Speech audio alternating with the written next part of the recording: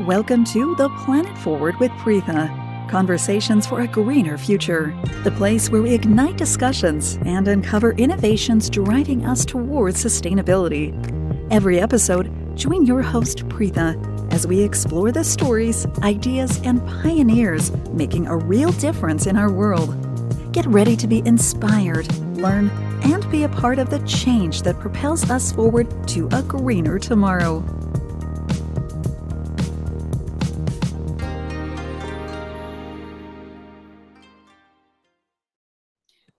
Welcome to Planet Forward with Preetha, Conversations for a Greener Future, where we celebrate the visionaries who are not just dreaming of a better world, but are actively crafting it with their initiatives. Today, we have the pleasure of introducing a remarkable guest whose life's work is a mosaic of innovation, sustainability, and profound social impact. Lakshmi Menon, a designer by profession and a sustainability pioneer by passion, has been at the heart of numerous initiatives through her organization, Pure Living, based in Cochin, Kerala, India. Lakshmi's journey is distinguished by her dedication to crafting sustainable livelihood solutions and spreading the vital message of green living across communities. At the core of Pure Living lies a commitment to empowering the underprivileged, transforming simple, actionable ideas into impactful realities. From conceptualizing a Momatiri Wixdom, a project that empowers elderly women by engaging them in making lamp wicks, to launching Pen with Love, the innovative plantable pens that contribute to reforestation while offering employment to rural women.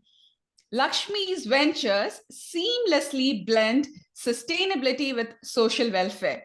Not stopping there, she introduced Chulala, a venture where visually impaired women craft luxury artisanal brooms symbolizing dignity and independence for those involved. Lakshmi's ingenuity also led to the creation of Orange Alert, a community driven road safety initiative, and the pen drive campaign aimed at reducing plastic waste by collecting disposable pens for recycling. Her role as a co creator of Chekuti, the mascot of Resilient Kerala, the owner of Grandmark, underscores her commitment to community empowerment and environmental conservation. Among her many recognitions, Lakshmi has received the prestigious Diana Award for Social Action and Humanitarian Efforts, celebrated for her global impact and dedication to creating a sustainable future. Her achievements include accolades from ZTV's Born to Shine Award, the Global Child Prodigy Award in Dubai, the TV18 Young Genius Award, and being a finalist for the Indian of the Year by CNN News 18, among others. Today, we are honored to delve into the world of Lakshmi Menon, exploring the stories behind her transformative projects, the challenges she's navigated, and her vision for a world where sustainability and social empowerment go hand in hand. Lakshmi, welcome to the podcast, and thank you for inspiring change in countless hearts and communities. Thank you so much, Preetha, for all those lovely words and for having me here. Indeed, a pleasure to kind of share the journey with you. I'm The so eco happy journey to, we had ensured. yes, I'm so happy to have you here. So let's just dive into the questions. So the first question I have for you is, could you tell us more about Pure Living and its mission in promoting sustainable livelihood solutions and green living in Cochin? Actually, in the question itself, you have kind of encapsulated the whole answer as well. That's exactly what we do. Pure Living is actually PURE is an acronym of products upcycled, recycled, and economized. That's how we Wow. started it. But initially, it was all products. Then later, it became projects for the urban, rural, and egalitarian. Because we believe in an egalitarian society, and that is what we are trying to build as well. So every project that we do, that is kind of the DNA that we have in every single initiative that we take up. So sustainability, green living, creating awareness, and also creating a platform through which we can actually do that green living is the DNA of Pure Living. That's what Pure Living is all about. That's awesome. I love the way you actually, expanded the acronym. I'm just going to make sure that that's something, one of the taglines I'm going to put when I'm promoting your video. It's amazing. So the next question I have for you is like, over the last few years, you've continuously introduced innovative solutions for eco-friendly stage designs to the creation of Shaya. What fuels your drive for constant innovation in both your personal and professional endeavors? Actually, that came in so easily to me because I think the kind of bringing up I was blessed with made it so easy to kind of like, like a fish in water, sort of, Okay. and the sense of accountability towards your community. In fact, the fact, just the simple fact that I'm educated, I'm physically fit, to kind of, do several activities by God's grace comes with a huge responsibility. That's Yes. what I always feel. So there's a lot of investment that has gone into me. The name of it in the, I mean, for education and all the other things, by my parents, my teachers, and the people who have made me who I am today. So there has to be some kind of a return to it, right? So these are the ways through which I could actually give back. So I am constantly on the lookout for opportunity through which, I can add more value to lives. So I'm trying, so deliberately trying to create a style or something, but I'm just responding to the projects and spaces as they present themselves. And luckily it went so organically for me, so That's and amazing. about and about the constant innovation, I think, one, if one is really serious about their work, it happens automatically. So it innovation happens by default. I think opportunities just come to you, right? When you're Yeah, passionate yeah. about something, and especially you said you want to give back to the community, right? See, very interestingly, you said like, you've been blessed with such a good life. Mhm. You've been raised in a, such an amazing family. The values that was imbibed in you by your parents and your community who raised you. But you also had the thought, what should I give back? That very seldom comes for people. It's not something which comes naturally in this day and age. There's a very Especially fair, when, yeah, go especially for it. since when I work with paraplegics and people who are not as fortunate as we are, so simple things like folding a paper, I found that it doesn't. They just cannot do that. People, they had lost their fingers, or it's not active as our fingers are. So they said, no, Lakshmi, it's not that we don't want to do it. We just cannot do it. I thought initially, what's a big deal? They can't, they even fold a paper. Paper. So then I realized holding a cup of milk or a glass of water on your own is a big thing for many people. It's a So I big thought, what luxury are, for us, right? We take it for granted, all those that's what, so mobility we all have. those, yeah, all those tiny tiny moments in my life has changed my mind attitude so much. I said, what am I doing with my life? I can walk, I can sit, I can talk, I can hold a glass of milk on my own. That itself is such a dream for many of the people that Many of we the people. inevitable. So I thought, I cannot ignore that all those blessings, and I have to put it into best use. It's So amazing. I love it. I wish everybody in this universe thinks about it. And can you imagine how best this world would be if everybody had this attitude? probably, I mean, Yes.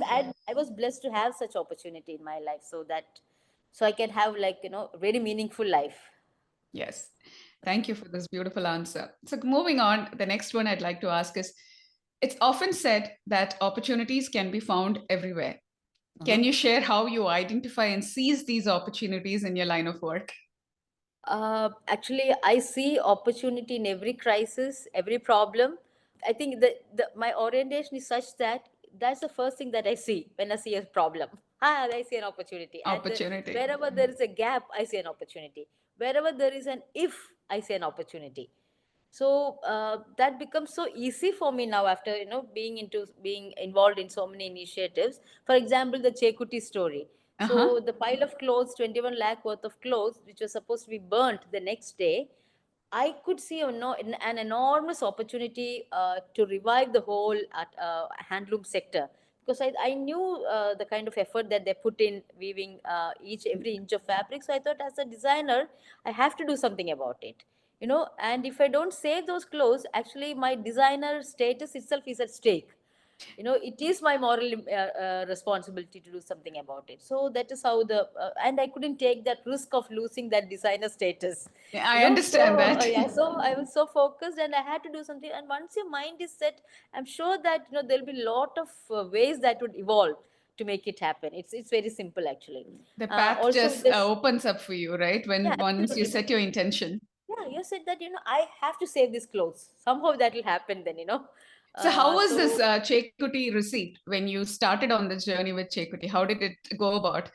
I could only remember putting one FB post saying that tomorrow I'm starting. I myself and Mr. Gopinath, we are starting an initiative where we'll be reviving the damaged clothes during the flood, and I'll be sitting under one of the shady trees in Panambali Nagar in Cochin. I don't even know where I'm gonna start that initiative.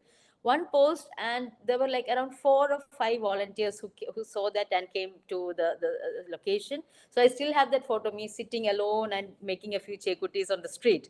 And Okay. then I invited a few media friends. So by then the Amumatiri and the paper, the plantable pen were already kind of had gone viral. So they had some kind of a faith in me.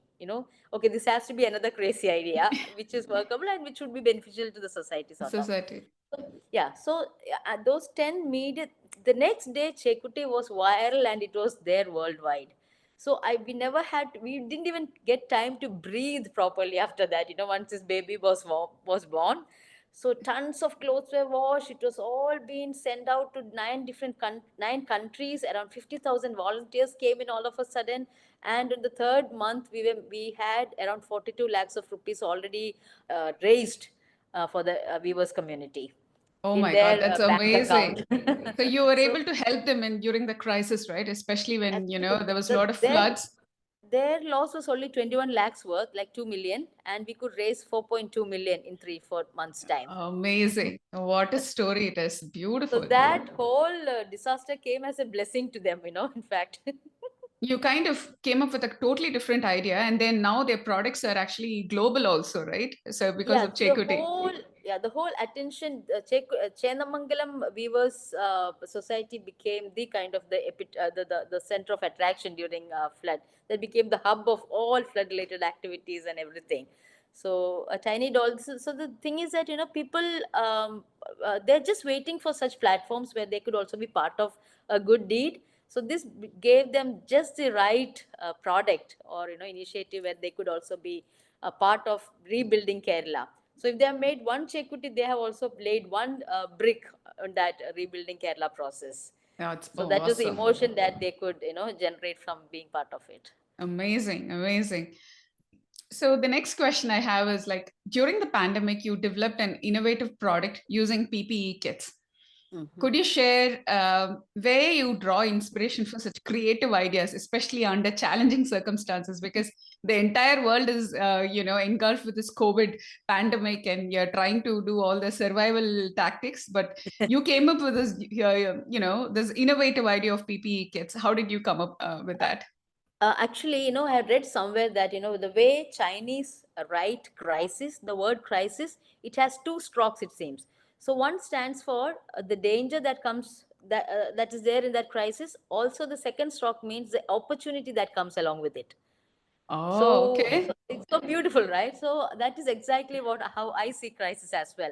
So you should not miss out the danger that is there in that, but along with that, don't miss out the opportunity that So it's all derives in about that. how you look at it, right? Like Yeah, when you look at problems as problems, it's always a problem. But you look at it as yeah. an opportunity, you find solutions. Absolutely. So, well, you should be aware of the danger. Do not miss the opportunity in it. So, take all the precautions. Be aware of it.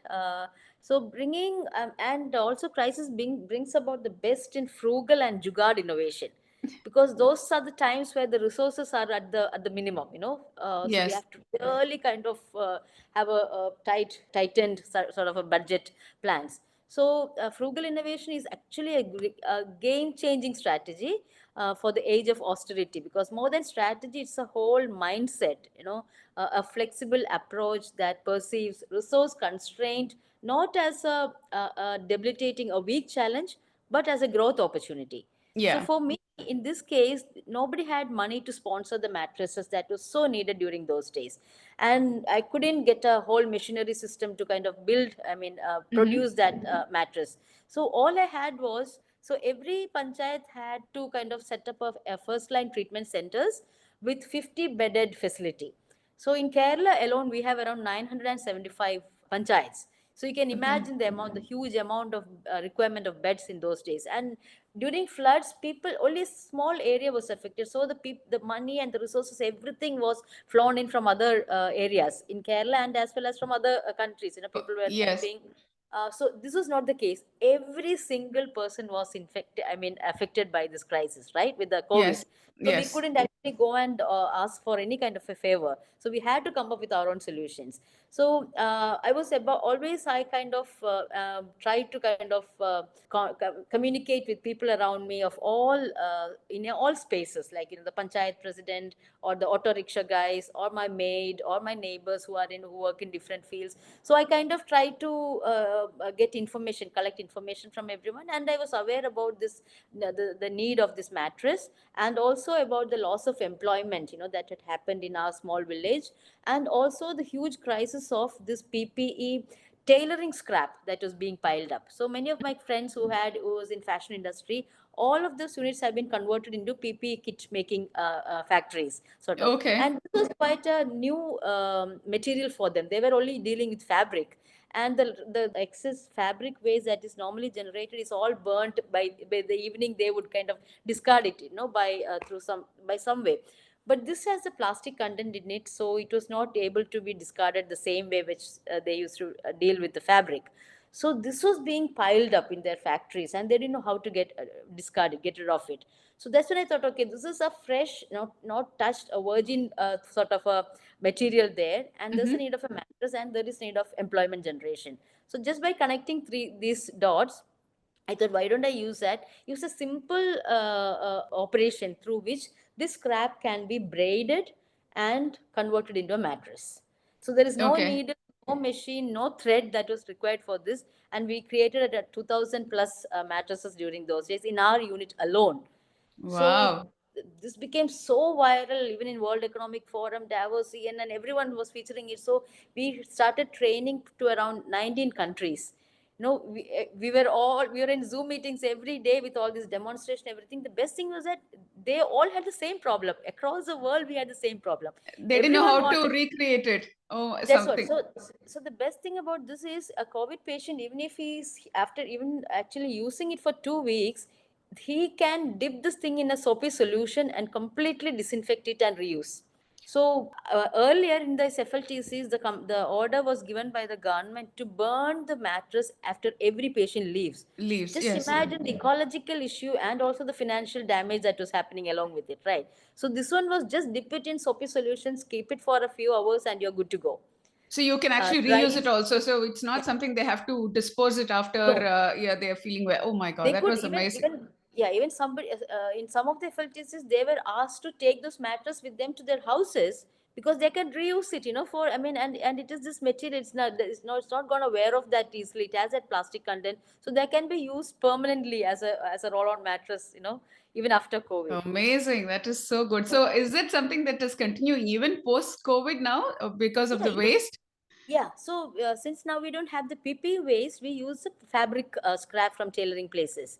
So people are still using it. People are even giving it as a pet for the stray dogs, mattresses for the stray dogs and things like that. And very recently, we donated around 100 mattresses to a medical college hospital in Palakkad. Because I saw a picture of a few patients lying on the floor without proper mattress. I said, no, we have stock of around 100. Let us donate it to them. So that is Amazing. still going on. Amazing. Bless your heart that you came up with such a innovative solution that it actually went viral globally. The entire world Yeah, was facing the same issue. and this is not limited to a COVID season or a COVID period alone, because as long as humans are alive, they need a mattress to lie on, Yes, right? So absolutely. so so when you think about food, shelter, and clothing, I always feel for shelter you can sleep under any shelter, right? Even a railway station platform could be a good shelter, but what they sleep on matters, and Yeah, this could be a good absolutely. solution for providing a good mattress for a good night's sleep. because that's everybody's birthright, a good night's sleep is. Absolutely, 100%. I agree with you. So, Wow, what an inspiring story. So moving on, the next one. the Yeah, important thing is that, using the available resources during those days. I didn't, if I had to plan like a huge production line sort of with a machinery and all that, it never would have happened. So I simply came up with a braiding technique, and every woman can do it in a 2 minutes time, right? Braiding is something everyone has done in their lifetime. So exactly. Yes, that whole idea made it all the more effective, in this production. beautiful. So moving on, I want to ask you a question on social entrepreneurship. So, Mhm. as a female social entrepreneur, what significant challenges have you encountered, and how have you navigated these obstacles? As a female, right? Yeah. So for me, actually, whatever hindrance I faced, gender was never the factor, because I always feel idea, innovation, hard work, all these things doesn't have any gender, It's a right? common So for yeah, everybody. yeah. So use these right ingredients and you're set to go. Okay. So whenever there is a challenge, or any hindrance that I face, I always feel, it's never because of my gender, but it's the inadequacy with which I was doing things. Maybe I was not skilled enough. I was not utilizing or realizing my potential. That was what was manifesting as a hindrance to me. So the moment I kind of spot that, recognize that, and upskill myself and find a way to maneuver around it, it was no more a hindrance. So it was just a way, a small stumble block along the way. Okay. And the fact that, that the firm conviction that I'm not here to quit also helps. Actually, quitting helps in some at times, but it's not about quitting that whole concept or idea, quitting certain methodology that you were using That's a and very taking a interesting better. point. So Yeah, you're willing to adapt to anything, new ways of doing it, but your end goal absolutely. is still the same, but you're Same, just yeah. changing your path Yeah, to. my objective is still the same. So for example, when I'm doing the Chulala project, my objective is to financially empower these women. Okay, it's not the product that is any important. So initially I started with the broom, right? I thought, broom is something that's very, it's universal, everyone Gigi, needs it. talk about Chulala project more, because since you brought it up, can you explain a little bit what is Chulala project? Yeah. And So Chulala is a project, in where I work with the blind women, and the name is derived from the word chul. Chul in Malayalam means broom. Mhm. So the initial product that I started working with them was a broom. It's Okay. an artisanal broom, because based on their dexterity, I had to come up with a simple process through which, a beautiful product will be born, and which is also marketable. So that is how the Chulala name came in, because they were very good at singing. They always listened to music. So I thought, let me add a singing, a Yeah. rhythmic thing to the whole name, musical ring to it. So that's a Chulala, Chulala, and all that. So Okay. that's how the name came in. But when I started making this broom, and I wanted to convert it into a lifestyle, a design accessory sort of, Yeah. because I felt that it looked so beautiful, and the fact that, the beauty that we see, these people can never even see what they have made. So I thought, if you can see that Chulala, it's actually symbol of sight, and the Yes. little bit, and the little irregularities that comes, Because that of their. we see in that. Yeah, Yeah. so that became the signature. So I thought, I started celebrating or highlighting that small irregularities. But I realized that, our community is still not kind of Advanced progressive enough to. enough, yeah, yeah, to kind of have a broom as a display piece. So it was not getting kind of it was not getting the traction like I expected it to be, right? So if I had still persisted, if I still continued on the same product, the whole project would have collapsed. So what I did was I started redesigning that whole thing. They would be doing the same process, same procedure, everything. But when I collect that, I started converting it into table mats, brooches, jewelry pieces, and all that. So then there's a huge demand for all these products. So now it's from broom to bridal. If I was like, if I was kind of cursing the community, saying that, nobody's buying my broom, people are so kind of narrow minded and all that, nobody's supporting my initiative, it would have been my fault. because that is not the thing that they were looking for. So just by tweaking a little bit in the design aspect, it became a major hit. So that's what I was saying. So I quit making the brooms. Instead, we moved on to another design areas, Totally through different which this product. was again yeah. So quitting, it does help, no, but it's not about quitting helping these people. It's about quitting that one particular product line and moving on to another set of designs. Amazing. I love the way you transitioned, right? You were, how did you you envision helping them, but you made sure that you're helping Yeah. them in the same capacity, but coming up with innovative products which the society at large will accept it. So convert Yeah. from So broom make to bridal. product that right, because the main objective is all about supporting them. For them, it doesn't matter if I'm promoting a broom or a bride or a jewelry or a brooch. For them, they just need money, right? To That is run their true. expenses. So yeah, and they are not in a position to bring in any kind of an innovation in their field. So it's all in our hands. So that comes with a huge responsibility when you take up some projects like this, right? So make sure that aim, that objective is never lost. Keep that firm, but make all the other things flexible to attain that goal. It's a very important lesson, for anybody who is starting into social entrepreneurship, right? Keep your objective the same, but you may want to tweak your approach multiple times, but you be ready for it. That's a very Yeah, important yeah. lesson. Don't get stuck in one idea. I mean, Make it flexible and try it. Ultimately, you will win. that's awesome. So, with the same thing, right? I think it also blends in with what you just said. What process do you follow to refine an idea? How do you determine its viability? Like you said, you knew the broom didn't work for you, so then Yeah. you came up with multiple products. I'm sure it happened in almost all your projects you've done thus far, not just with Chulala. So how do you Hmm. refine it? Because when the initial project, like for instance, Chekuti would have been something different, but the time it conceptualized and you started giving it to the public, I'm sure it must have gone through multiple revisions. So how do you refine it? How do you come up with this permutation combination and decide, okay, this is the one it's going to sell? Actually, in case of Chekuti, I never had the luxury of time. We literally hit the ground running. Because if I Okay. don't come up with an idea in the next 3 hours, they're going to burn the whole pile of fabric. And they didn't have any faith in me. Like, I'm asking for them the most damaged, filthiest set of clothes. And I'm telling them, no, please hold on. I'm going to come up with an idea. And when I collected that, I had no clue what I'm going to do about it. Just the fact that, I have to somehow save this material. That's all I had.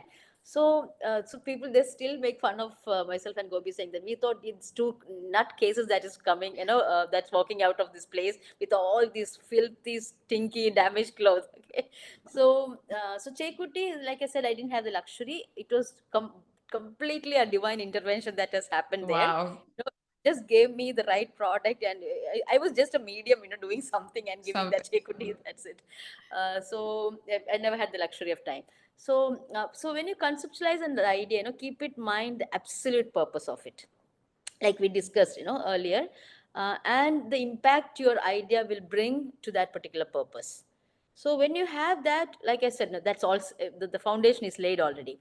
So as a groundwork, I always collect information, as you can go through reading, through the internet, and there are so many mediums through which you can gain knowledge and information, right? So I am an avid learner in that, reader in that case. A lifelong Uh, student, yeah, continuously learning. absolutely.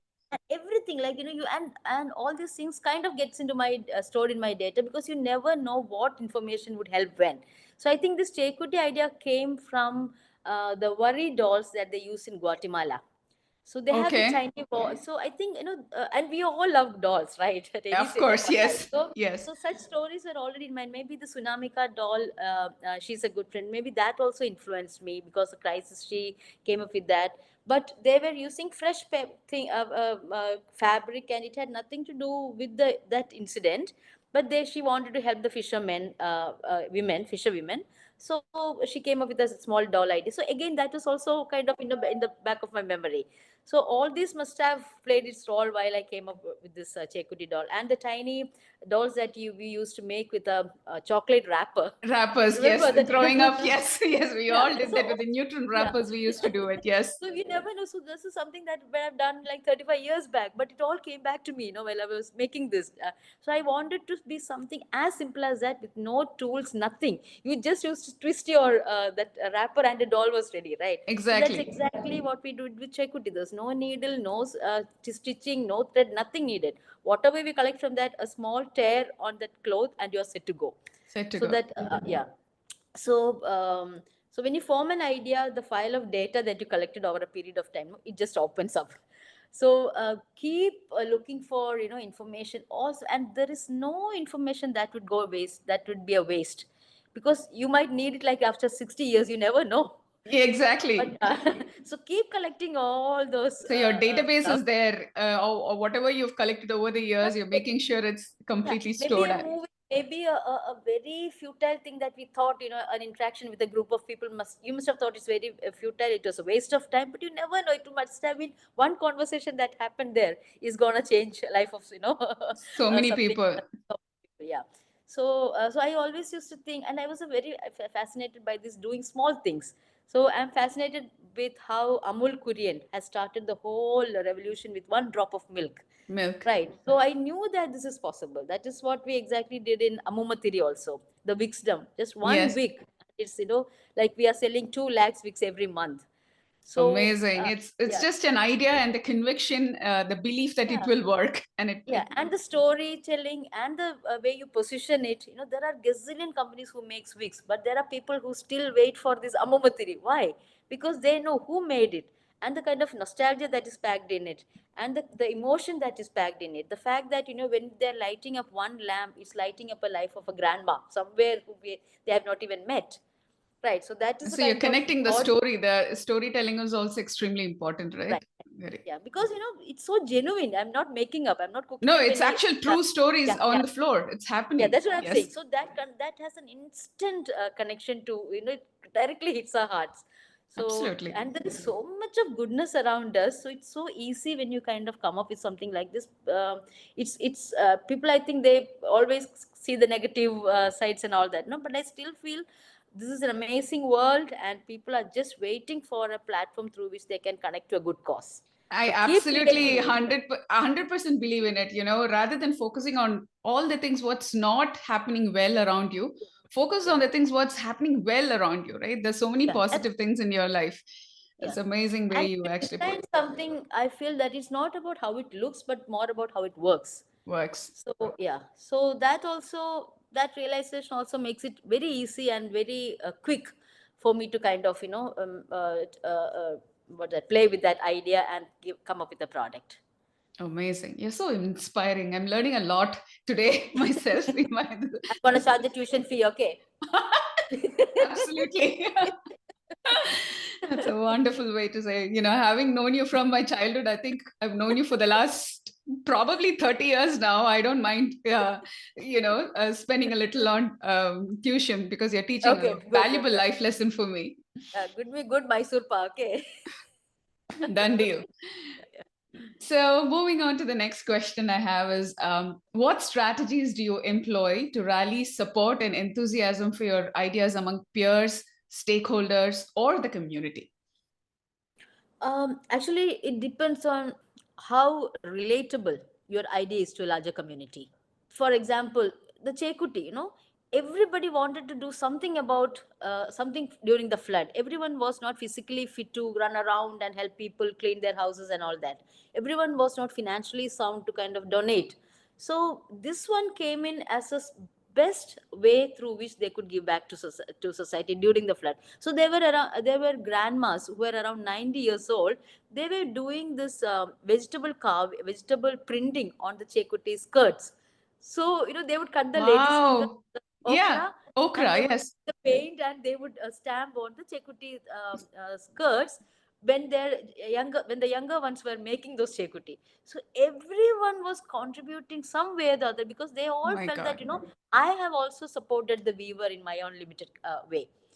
So it was so relatable because everyone just wanted something to do with, to help the people, and this became the perfect platform for them to do that. What an So amazing thing, right? They even you're using small things like okra and using like some kind of a fabric paint, and they're able to create some designs, and and their those way of chakutis contribution. look, yeah, it looked so beautiful, and people are willing to, so though we set the price as 25 rupees for each doll, there were people who were willing to pay extra for all these fancy, clothing, Oh my attractive God. chekutis. So see, a chekuti that would have sold for 25 rupees just by this design, I'm sure it would have sold for 250 rupees. But it's So worth how she has every penny, elevated. right? Yeah, so see how she's raised the value of that same chekuti, which was worth only 25 rupees. Amazing. What an So the inspiring kind of story. so the kind and there was a doctor in medical college, so and he was working with the students, with the children who had suicide tendencies. So he wrote a post saying that, hereafter I am using chekuti as one of the models to communicate to the children who have suicide tendencies. So the story that he was narrating was, he said, if so much of a beautiful chekuti, he's holding one. So he said, Eh, if such a beautiful doll can emerge from such a filthy dirt, you can definitely come out of the all those, bad emotions or dirt that is accumulated in your mind. Oh, So wow. My God, what a so he had profound way been, to say that. so this went beyond and, above everything that I conceived when I made that, tiny little doll. The kind of definitions and dimensions that people had been attributing to the doll was amazing. And many Beautiful. people, they said, somebody made 600 chekutis, said this is the way we could get some solace. That is how she could come out of all those trauma and all that, it seems. So she She had a felt she was whole giving back, right? She was giving back in a way that, yeah, it meant something for somebody, especially the yeah. weaving So community. she was not affected by the flood at all, because she was seeing all the trauma and all those sufferings and tragedies through the media and everything, and she felt so helpless. So she said, this 600 chekuti that I made, it was like touching 600 lives. Oh my God, it's So beautiful. so so just create an idea that is relatable to people, so you will have like people. And we even had in calls from ministers and MPs and all that, asking for one sari to so that they can convert it into a chekuti for their group project. We ran out of that material, literally, Although it was like you earlier mentioned, it was a filthy material. People thought, what are you going to do with it? It burnt. Yeah, the next day it was supposed to be burnt, into ashes, and this is how it is emerged out of the ashes like a phoenix bird. I think there is this big, there is a quote which says somebody else's trash is going to be somebody else's treasure, they say, right? Yeah, There is, absolutely. that's actually what happened here. Yeah. It could have So been a trash. so even in UN reconstruction conference, the World Bank had been giving this to all the 193 countries as a mascot of resilience. Oh my God. Amazing. Salute to So you for doing don't such worry. things. So don't worry about, how small your idea is. How it really looks so bad. The first one that I made, it had stains, it had tears. So I was really petrified. Like, how am I gonna even present it to somebody? But I knew that this is the only way out. So I kind of tweaked the whole way. I kind of branded it. I said, Chekuti has stains, Chekuti has scars, but Chekuti is each of us who survived the flood. That narrative changed the whole kind of, the perspective of Chekuti. So people started looking for the ones with the most damage, because they knew that is the most authentic one. So Wow. the fabric where we use, which didn't have any stain or anything, I said, are you sure this is from the damaged area, from the They flood thought it area? was a brand new sari you're trying Brand to new, yeah. convert.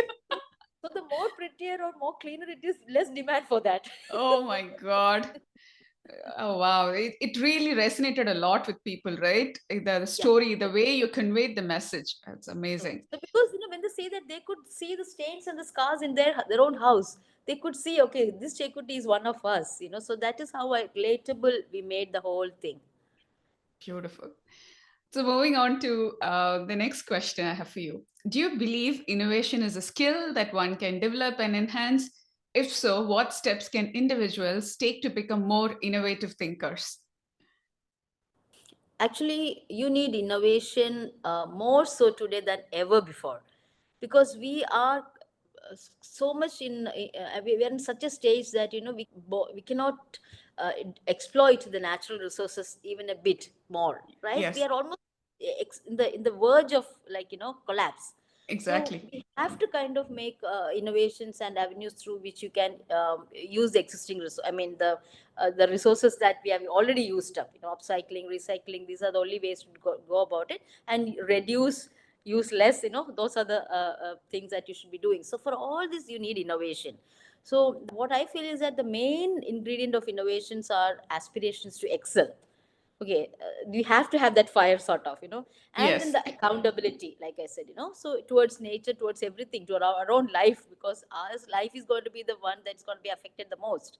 So and the excitement in leaving your footprint as a change maker, I kind of find happiness in that, because I was blessed with so many privileges. I was thinking, what am I going to do with it? So let me create my own green footprint sort of, responsible ones. So the calling and the responsibility that one has towards the community, these all became the ingredients to become a good innovator. So reorient your thought, what you feel is important, and that would help in some manner to kind of, for you to strive hard for that objective. So innovation, for me, actually, this is how innovation happens, because I know these are the things that is needed, what is important, what should be prioritized. So when you prioritize something, in order to reach there are only certain ways that would really make it very impactful. There should be, could be very different ways, but if it's gonna extinguish some other resources to reach there, it's not the right way. So look out for ways, make your own path through which, that would be the most optimizing way of doing things. So Very seldom people even understand what their purpose in life is. Even after, even towards the end of their lifetime, also people don't know. Most mm, of the people in this world lead a very mechanical life, mm, because that is how our society has conditioned us to believe that right, there is certain things that you have to do in every stage of your life, and then you leave this earth. mm, Very seldom people take a pause and reflect on their life that they've lived thus far, and say, okay, am I doing the right thing? Am I giving back something? Am I making an impact? Is very, right, very rare. For you to actually get that very clear, that what you want in life, like you yeah, said, you've been blessed with a lot of privileges. How am I going to give? And then you're very, very clear that you want to be a change maker. And then you right, identified that as something which is related to sustainability and the environment. You want to make an yes, impact there. And yes, you care so much about your mother nature a lot, and you want to impact your human life in a positive way. So you're very right, clear about it. And then you went about finding solutions. What are the things that I can do with the skill set what God has blessed me with?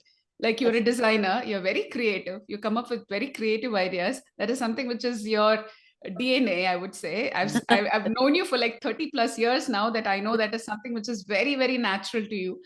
And then you kind of taking that God-given gift and kind of intertwining with all the other things what you want to do with life, and you've come up with this beautiful um, pure living, wherein you're doing this amazing projects impacting thousands and thousands of lives. I cannot even imagine what more you have to offer. I'm really inspired just listening to the way you've connected, and the most important thing is you understood what you really want in life.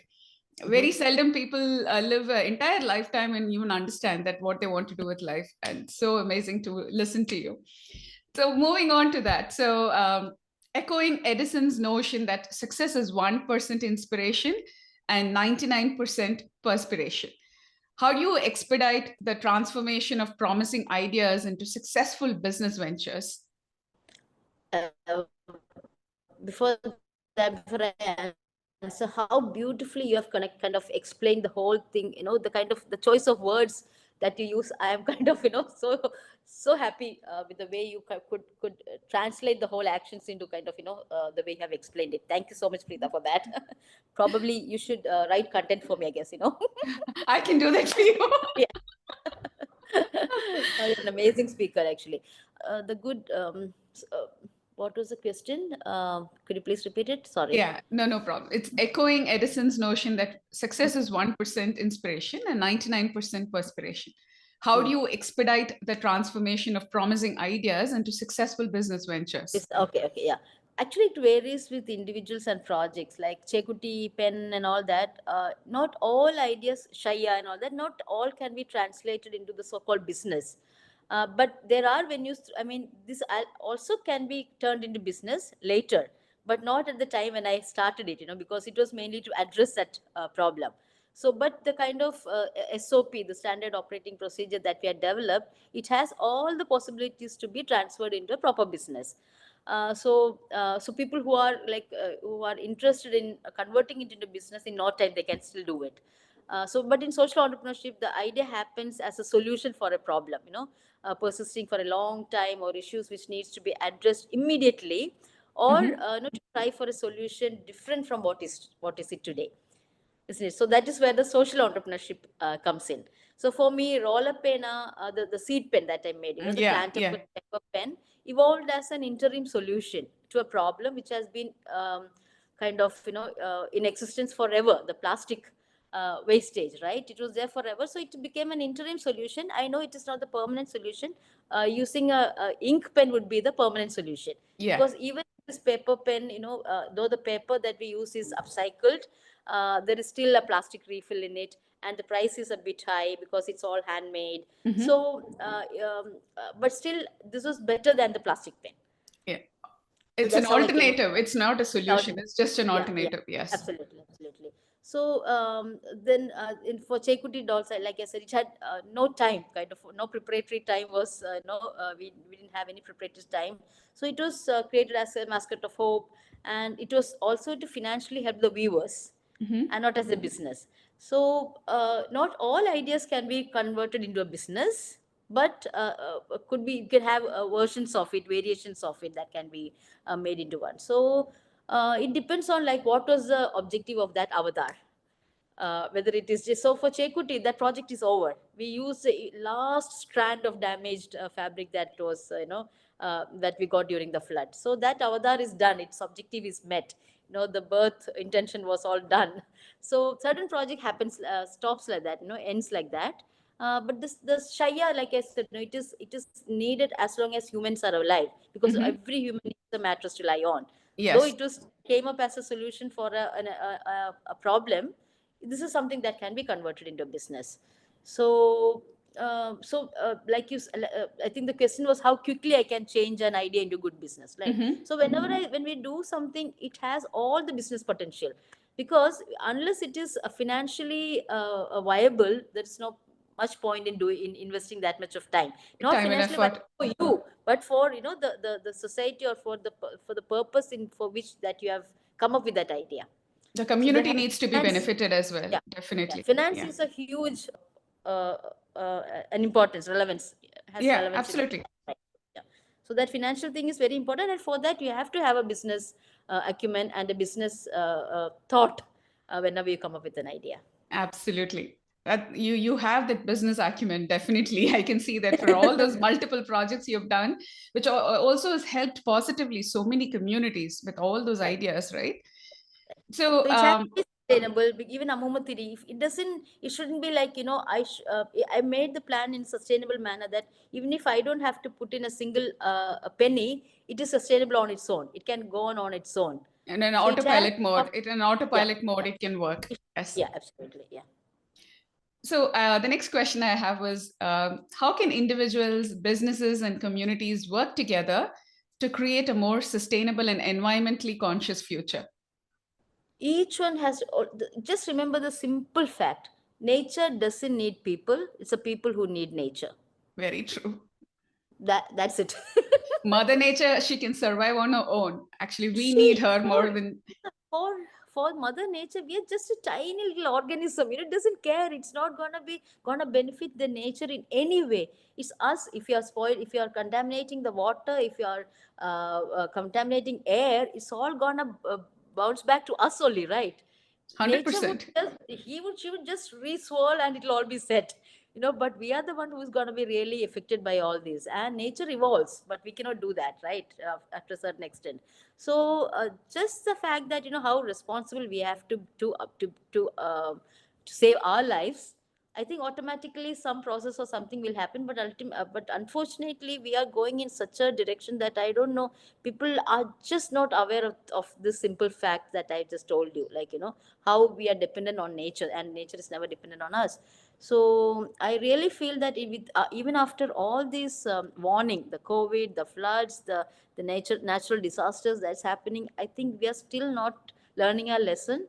And actually, I don't know, each of us has to correct ourselves. I think And humanity is still not willing to live consciously. It's yeah, all mechanical life. People just we assume lost that track of all that, all so that.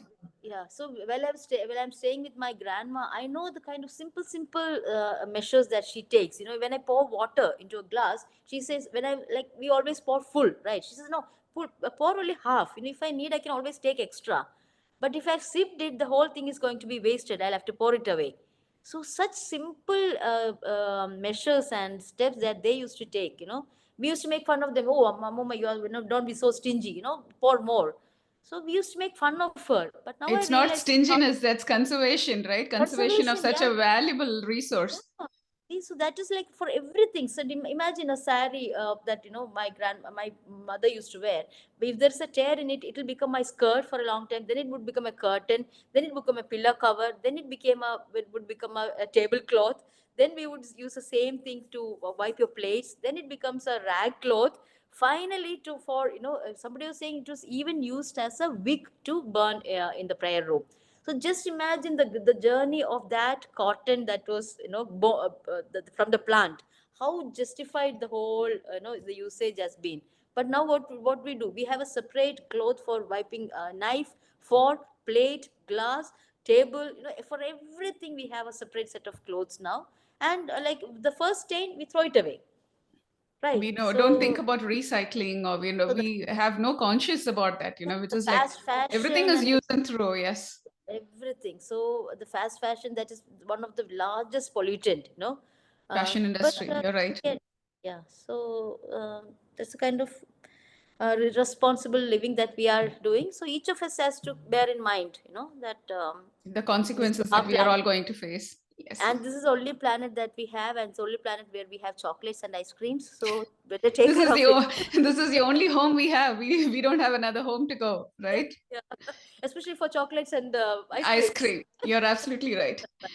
So the last question I have for you is, could you share any upcoming projects or initiatives that you're particularly excited about that our listeners should watch out for? Of course, because I cannot, I'm not contented yet.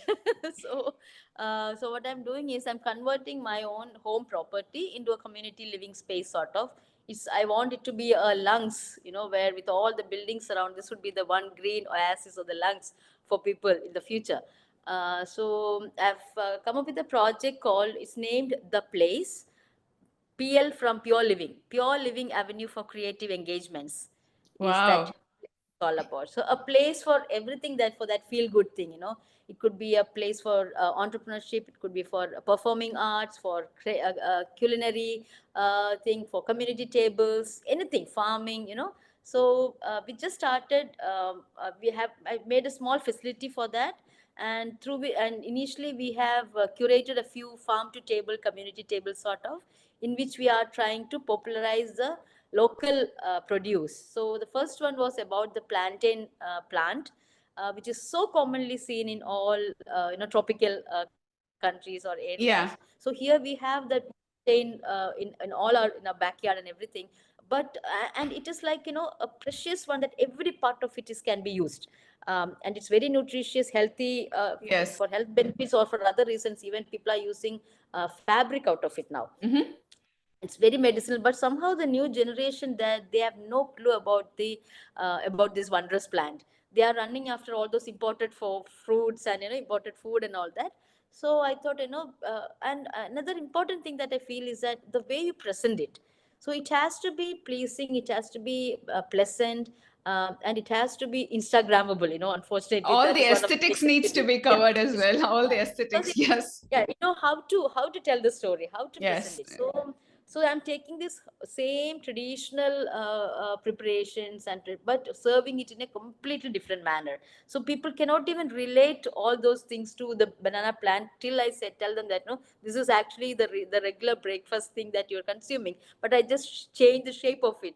The way I was pairing it was different. The way I Different. was serving it was different. So I said, oh my God, this is the same pancake and the bread, sort of for the Western audience to understand. It's the same breakfast thing that we had been serving for years, but just by changing it, tweaking it a little bit, it became such a gourmet food, sort of. That is wonderful. So So we are going back to our heritage, but how do yeah, you relate that to the current, generation so yeah. that you So can we are bridge the gap between the old and the new in a totally absolutely. different way? Yeah. So like I said, my friend Rekha. So we started something called Lakshmi and Rekha. So we are breaking the borders, no barriers, no limits. Lakshman You just put Rekha us in between the Sri Lanka and India, right? Oh, no, it yeah. was basically what the boundary what Lakshmanan put for Sita, the Lakshman Yeah, Rekha, yeah, yes. yeah. So she was asked not to step outside because it's going to be dangerous for her. But for us, we are narrating a different story here. Like the women, the all empowered women, we are narrating a different story, a new story. So we have no borders, no barriers, no limits. So we are out there trying our best to kind of reinvent and re-innovate and vision, many of the things that we already had, all those goodness that we had, but we lost all those in the journey. But we are trying to take it back and How do we present it, bring all the the things which our goodness. ancestors Yeah, actually gave us? We've kind of forgotten our heritage. How do you yeah, bring all our heritage and heirloom back to the current generation and show them this is all what our ancestors had, and showcase it yeah, in a totally different way which is more relatable to them? absolutely, more aesthetically and more stylishly and more gourmet Stylishly, style. Yeah. yes. Because there is so much of goodness in all that. I don't want the generation to lose it out, Lose it so out. They keep also it up. should be aware of all the good things what existed once upon a time, and they that hardly even know those things even that existed. wisdom has to be, kind of propagated and spread, so Yes, it needs to be and transferred. shared. Yeah. Absolutely. So I had a wonderful time talking to you today, and so I'm sure the people who are listening, and they must. I'm sure they're all inspired just listening to you today. So as we draw today's episode to a close, I want to extend my deepest gratitude to our incredible guest, Lakshmi Menon, for sharing her journey, insights, and the inspiring work she's doing through Pure Living and her numerous initiatives. Lakshmi, your dedication to sustainability, empowerment, and innovation is a beacon of hope and a testament to the power of individual action in driving collective change. To our listeners, thank you for joining us on Planet Forward with Preetha, Conversations for a Greener Future. I hope today's conversations with Lakshmi has inspired you as much as it has inspired me. Her story is a powerful reminder that each of us holds the potential to make a significant impact on our planet and in the lives of those around us. Thank you again, Lakshmi, for joining us and for all that you do. And to our listeners, thank you for your continued support. Let's keep moving our planet forward, one conversation at a time. Thank you so much, Preetha. I had such a good time, speaking to you. It was like a good old times, right? Yes. Thank you so much for joining us today. Thank you.